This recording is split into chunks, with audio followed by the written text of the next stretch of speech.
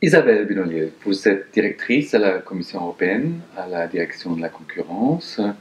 Pouvez-vous nous en dire plus? Bonjour. Tout d'abord, permettez-moi de remercier très chaleureusement les organisateurs de ce salon virtuel qui me font l'honneur de m'offrir une tribune. Je crois comprendre que ce salon est une grande première dont la mise en place a été un vrai défi dans les circonstances que nous venons de vivre. Le domaine dans lequel je travaille, à savoir la politique de concurrence, est une politique européenne qui possède des caractéristiques particulières. Elle fait partie des rares politiques dans lesquelles la Commission a un pouvoir exclusif. Les décisions de concurrence sont immédiatement applicables sans qu'il soit nécessaire de les ratifier, soit par d'autres institutions de l'Union, soit par des États. En pratique, la Commission a la même fonction que l'autorité de concurrence à Paris, mais au niveau européen. Comme l'indique Margrethe Vestager, la vice-présidente exécutive de la Commission, la crédibilité des règles de concurrence de l'Union européenne repose sur un traitement indépendant et impartial de cas individuels, dans le strict respect de l'intégrité et de la confidentialité des enquêtes. Et c'est d'ailleurs la raison pour laquelle le processus décisionnel de la Commission, dans chaque affaire, est fondé sur une analyse économique solide et sur les règles de droit en vigueur, bien évidemment le tout sous le contrôle de la Cour de justice européenne de Luxembourg. Toutefois, je pense qu'il est important de préciser que la politique de concurrence de l'Union européenne ne peut pas tout faire toute seule. Et donc, elle est véritablement complémentaire de la politique industrielle, sachant que la concurrence a pour but de rendre les entreprises plus efficaces, plus innovantes et donc plus compétitives au niveau international. En réalité, je crois que le message est simple. Premièrement, nous ne voulons pas empêcher les entreprises de coopérer de manière pro-concurrentielle. Deuxièmement, les entreprises ne doivent pas cependant franchir les lignes rouges habituelles et profiter de la crise, je vais mettre des guillemets, de la crise en se comportant de manière anticoncurrentielle. Et en troisième lieu, nous sommes à l'écoute des entreprises qui se posent des questions et qui ont besoin de réponses. Et je suis convaincue que les participants à ce salon sont placés pour savoir à quel point ceci est crucial. Qu'est-ce qui a changé depuis le début de la crise et quel est l'impact de cette crise sur notre économie? Le premier changement est probablement d'ordre temporel. Au moment de la présentation du programme Façonner l'avenir numérique de l'Europe, au début du mandat de cette commission, l'objectif portait sur le moyen et le long terme. Ensuite, la crise nous a recentrés sur le moment présent, sans que nous ayons le choix. Il faut être conscient qu'en dépit des mesures prises rapidement au niveau national et européen, la récession sera historique. Les prévisions de printemps présentées par la Commission le 6 mai dernier prévoient effectivement une contraction de l'économie européenne de l'ordre de 7,5% en 2020 et de 6% en 2021. Évidemment, l'Europe n'est pas la seule à être touchée, l'impact est et sera mondial. Il faut être conscient que plus de 40 millions de personnes aux États-Unis ont perdu leur emploi et les autorités chinoises ont renoncé à fixer des objectifs de croissance pour cette année. Le Fonds monétaire international, de son côté, prévoit que l'économie mondiale va se contracter de 3%. Et l'Organisation mondiale du commerce, l'OMC, prévoit une chute des échanges entre 13 et 32%.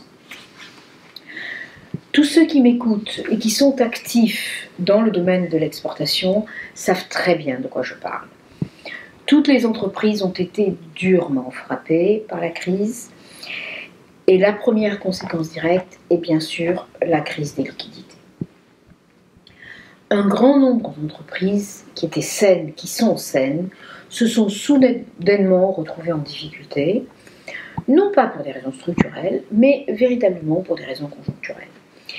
Les dépenses courantes sont devenues difficiles à honorer, Je pense aux contrats de location ou encore au salaire des collaborateurs, mais la situation a également provoqué une détérioration des rapports entre clients et fournisseurs en raison du non-paiement des biens déjà vendus ou des services déjà prestés. Ou encore la non-fourniture de pièces pour des biens déjà commandés en attente de production. Pour essayer de limiter l'impact de ce choc, l'intervention des États a été massive. Ceci également grâce à un régime d'aide d'État rendu beaucoup plus flexible et rapide par la Commission européenne, j'aurai l'occasion d'y revenir. Durant la première phase de la crise, la plupart des opérateurs économiques ont été contraints de s'arrêter. À présent, nombreux sont ceux qui élaborent de nouvelles stratégies de production et de commercialisation à l'international.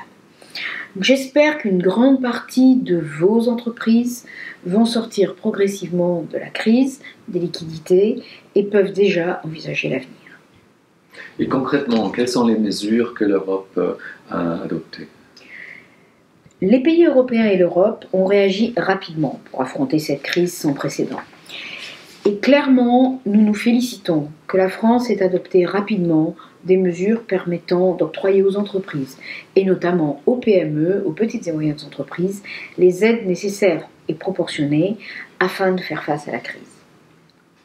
Cela, bien sûr, en conformité avec l'encadrement temporaire pour les aides d'État liées au Covid adopté par la Commission.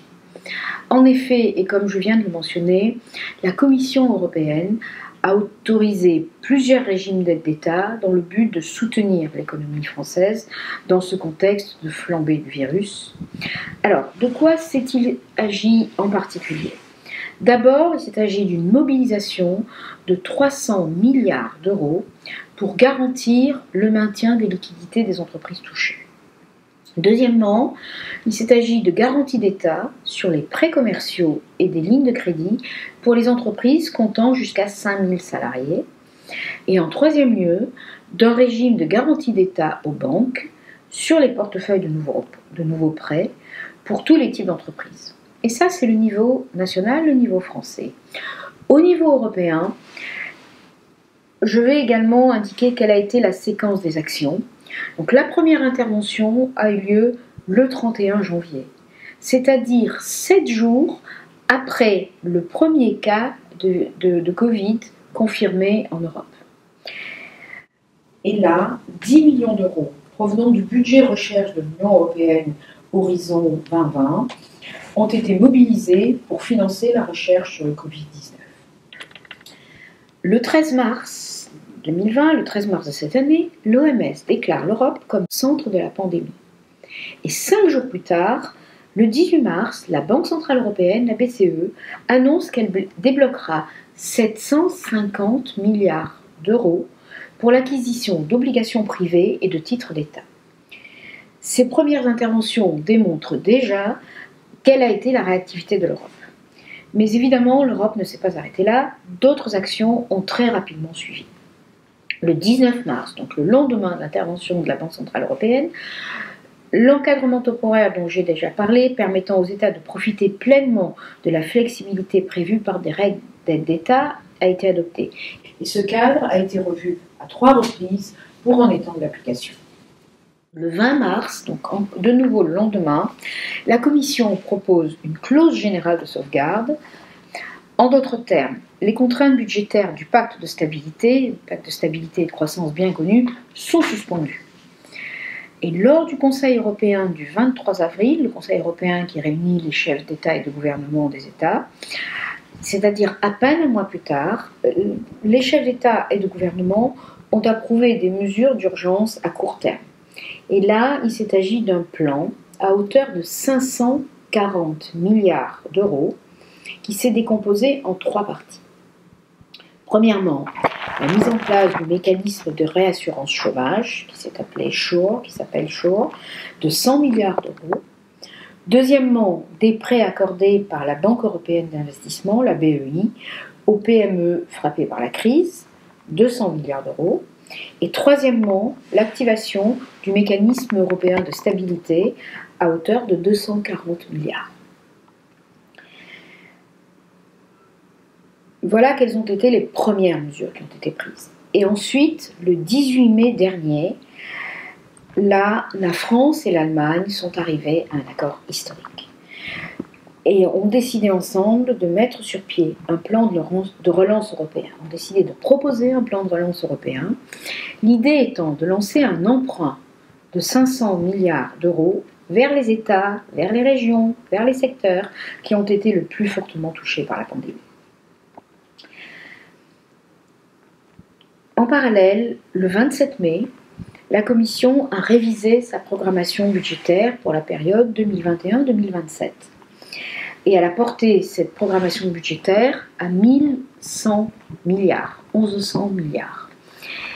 Également, sur la base de l'accord franco-allemand, elle propose de renforcer son budget par le biais de l'instrument temporaire qui s'appellera Next Generation EU, qui sera doté d'un montant de 750 milliards d'euros, donc sur la base de la proposition allemande et française de 500 milliards, la Commission l'a porté à 750 milliards, et l'idée étant d'emprunter au nom de l'Union, sachant qu'aucun pays ne devant s'endetter individuellement.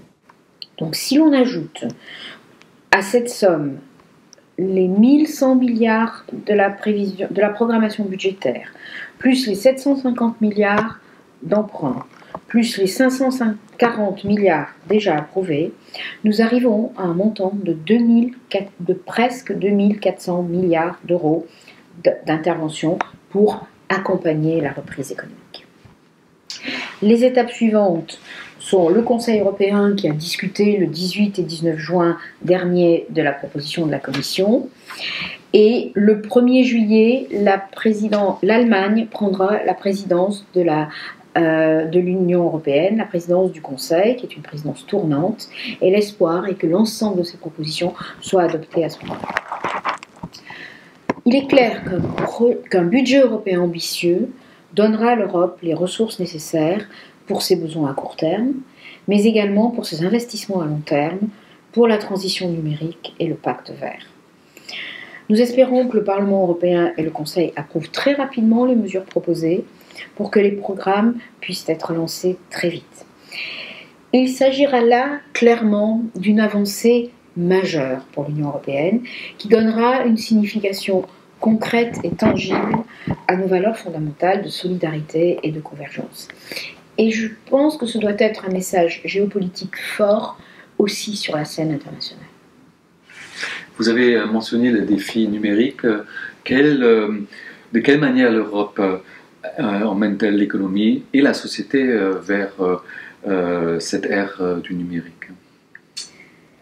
L'Europe soutient la transition de l'économie et de la société vers le numérique depuis des années, et dans le contexte global. La nouvelle commission, dirigée par Ursula von der Leyen, depuis le 1er décembre dernier, a apporté un nouvel élan politique à cette politique numérique européenne pour lui offrir un rôle véritablement de premier plan. Et la prise de fonction d'une nouvelle commission, à la suite des élections pour le renouvellement du Parlement européen, s'attache toujours à formuler les priorités qui seront à l'ordre du jour de la Commission et à l'ordre du jour de l'Europe, finalement, pour les 5 années du mandat.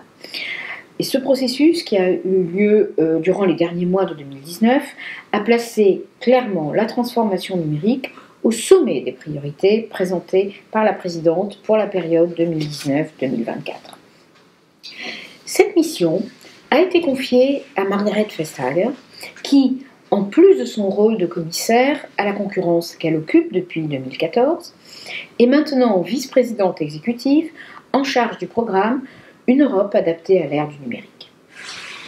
Et en collaboration avec le commissaire Thierry Breton, elle est responsable de la stratégie numérique et en particulier d'une nouvelle stratégie pour les PME, pour les petites et moyennes entreprises.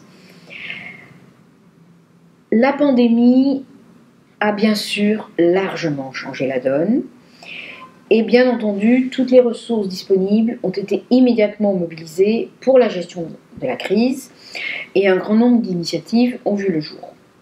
Mais c'est aussi grâce à la stratégie numérique qu'il sera possible de relancer l'économie européenne et de l'orienter sur la voie du développement durable.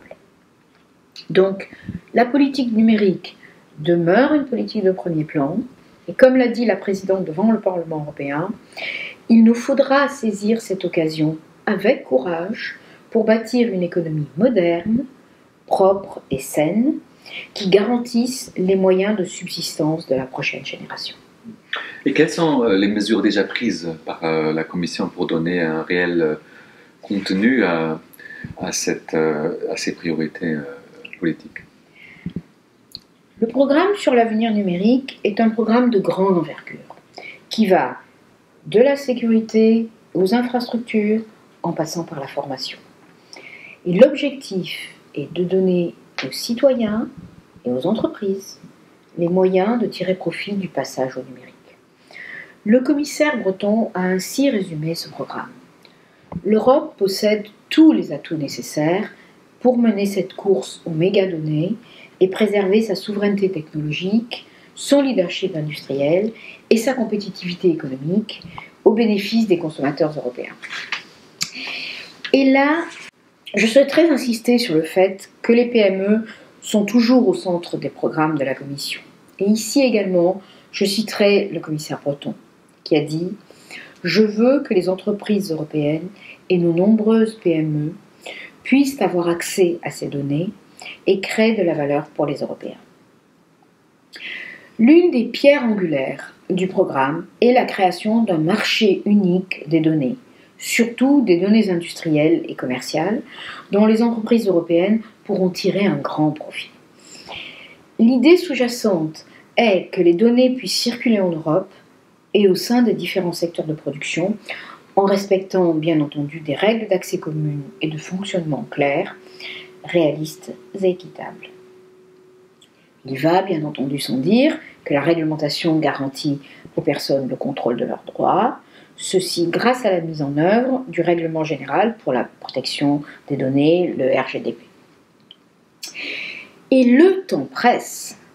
Pensez que, selon les estimations des experts de la Commission, le volume global des données passera de 33 zetaoctets en 2018 à 175 zetabytes en 2025.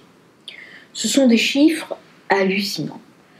Si nous devions sauvegarder de tels volumes de données sur des tablettes d'une capacité de 512 gigabytes et que nous les empilions les unes sur les autres, nous pourrions couvrir 5 fois la distance séparant la Terre de la Lune.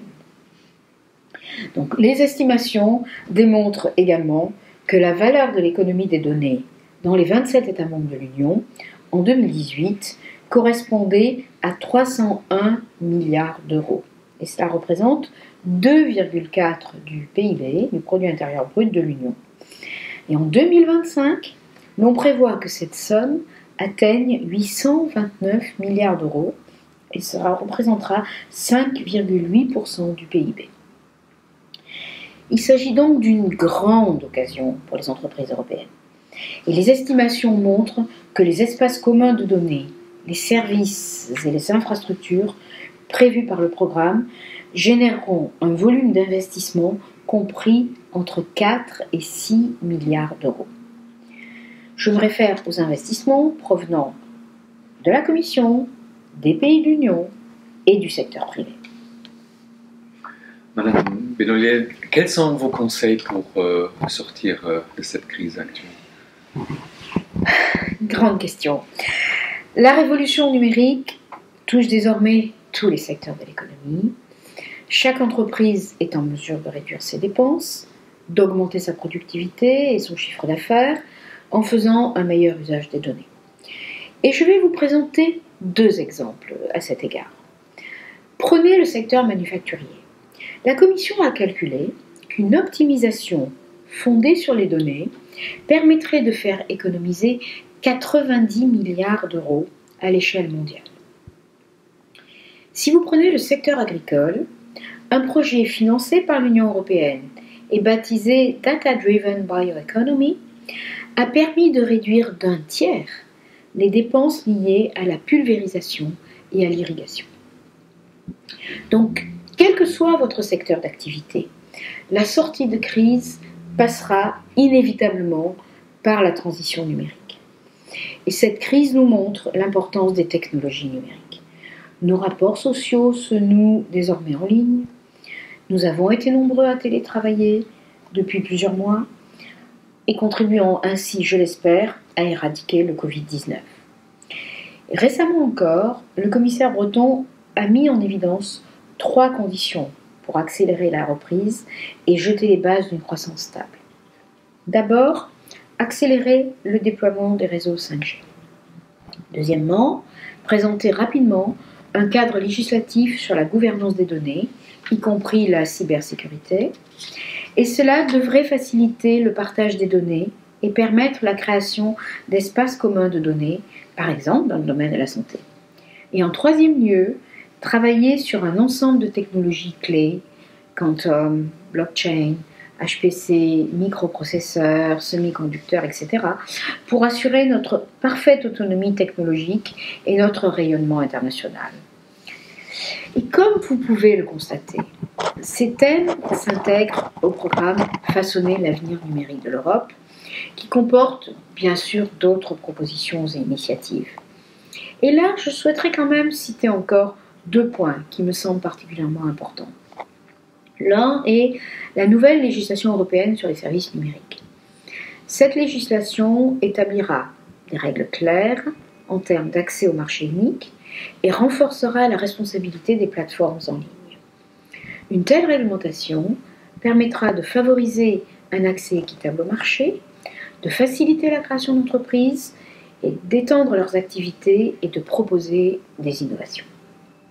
Le deuxième élément, et c'est celui qui, me semble-t-il, intéressera le plus nos auditeurs aujourd'hui, c'est le soutien aux PME pour l'utilisation de l'intelligence artificielle. Ce programme prévoit l'élaboration d'une nouvelle stratégie pour les petites et moyennes entreprises. Le but est de renforcer les startups et les entreprises innovantes, d'améliorer l'accès au financement et de favoriser la création de pôles d'innovation numérique dans le domaine de l'intelligence artificielle. Madame Benoël, quelle est votre conclusion? En résumé, notre capacité à adapter l'Europe à l'ère du numérique dépendra de toute évidence de notre volonté de mettre le progrès technologique et la transformation numérique au centre de nos actions. Et je conclurai en citant l'un des pères fondateurs de l'Europe, Jean Monnet, qui a dit « J'ai toujours pensé que l'Europe se ferait dans les crises et qu'elle serait la somme des solutions qu'on apporterait à ces crises. » Je souhaite aux participants de profiter pleinement de ce salon très innovant. Merci. Merci à vous pour cet entretien.